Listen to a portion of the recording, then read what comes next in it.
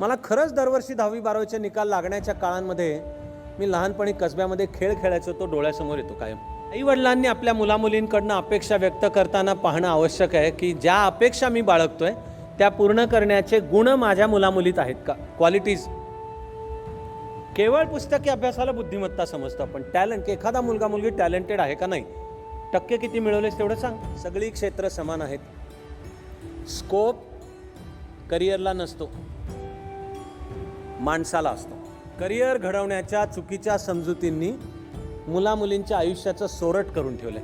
प्रत्येकजण किमान एका क्षेत्रामध्ये किमान एका क्षेत्रात एक्सलंट होण्याचं वायरिंग मेंदूचं घेऊनच जन्माला आलेला आहे. प्रोग्रॅम आहे तो. पण मला तो कळला पाहिजे. त्याला म्हणायचं स्वची ओळख. In your life do what you enjoy, but if you can't then learn to enjoy what you do, असं वाक्य.